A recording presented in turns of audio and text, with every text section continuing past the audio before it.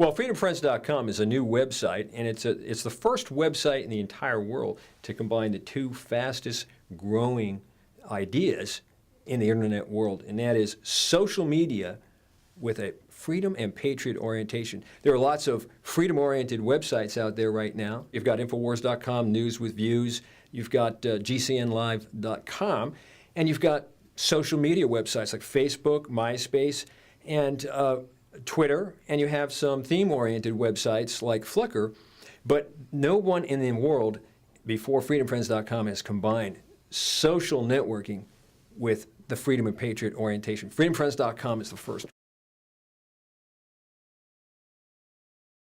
Growing and growing faster and faster and faster. Social networking is definitely not a bubble.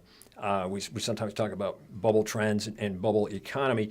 Social networking is here to stay unless somebody somewhere should try to do something to shut it down. But the internet really got started by people like Steve Jobs and Steve Wozniak at Apple, really purposely intending to make information more available to more and more people, to democratize the entire world. Along the way, perhaps this original goal kind of got lost in all the excitement of the internet and all the money that was being made. But FreedomFriends.com is kind of reminding the entire world of the real purpose of information technologies.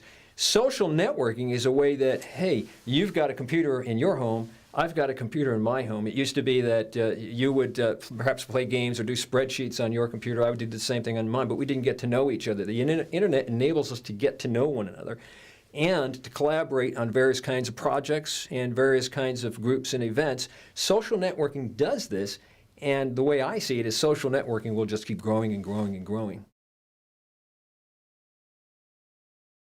I grew up in New York, grew up on Long Island, and obtained a Bachelor of Science degree in physics from New York Institute of Technology. And my first job out of school was working for General Dynamics Corporation. I worked on Voyagers 1 and 2 projects, the first 2 spacecraft to be directed out of the solar system in search of intelligent life. And I guess what happened was they were having trouble finding intelligent life here on Earth, so they decided to look for it in outer space. I also worked for 17 and a half years in Silicon Valley for information technology giants, the big heavyweights, all of them, Oracle, Microsoft, Sony, Xerox, VeriSign, and others. And I recently relocated to the East Coast back to North Carolina to get more involved in media, book authoring, websites, movie making, and now FreedomFriends.com. That's a really good question. I'm very happy that you asked it because this is a key question when it comes to broadcast media. A lot of people, when they watch television in their living room, their favorite station, or they kind of go through the stations, whether it's C-SPAN, ABC, or Fox, they have an implicit trust that what they are being told on television is important and that they need to know about it. And so they assume that if they haven't heard it on TV, it either isn't real, or maybe it's real but it's not important, because for sure Beck or O'Reilly or your favorite media pundit would have talked about it. So the editorial role, whether it's in broadcast media or a blogger or print newspaper, or if it's something like Newsweek magazine, there is an editorial function there. Most people are totally unaware of it. They don't realize that an editor is selecting stories from a pool of thousands of stories.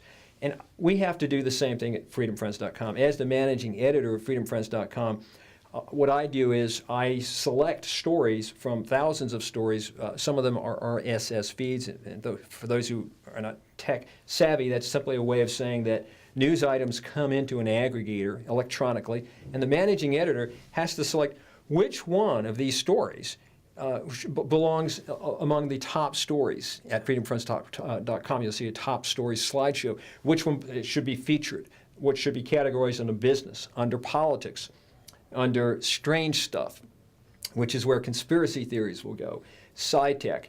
We're going to allow a broad spectrum of news items to be published on the website, and my function is to try and determine and publish those stories that I believe will be of interest to those people out there who are freedom-oriented in one way or another.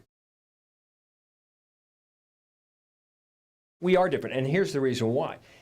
Other bloggers tend to take an ideological position, a political position, and that's fine. I don't have any problem with that. I read their sites. I go to all of them, and I learn a lot from them. There's no site, really, that I am aware of where you can really see a broad spectrum of ideologies. And we will allow them all to be published. And also, because we have social networking at FreedomFriends.com, we've become the first patriot-oriented or freedom-oriented website with social networking. You don't get that at Infowars.com, Huffington Post. We have implemented this social networking functionality where you can become a member. You can create a profile like you can do on Facebook or MySpace. You can tell us about your own ideological views. You can create groups. If you want to create Republicans for Freedom, or Democrats for Freedom, or Libertarians for Freedom, or Independents for Freedom, you can create those groups, get to know one another, message one another, and you can also create events. You can search for events on the events map.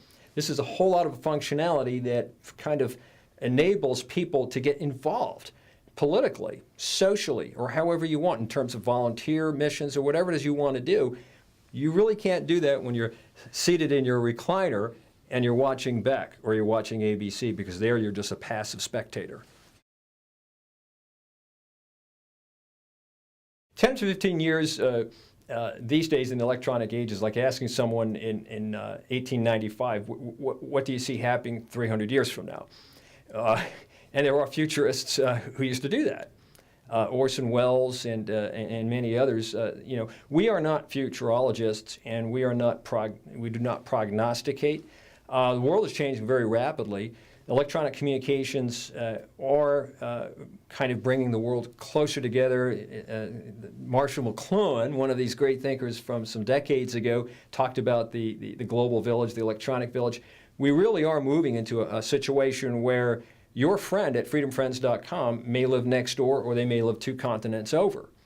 And what is that going to do to FreedomFriends.com?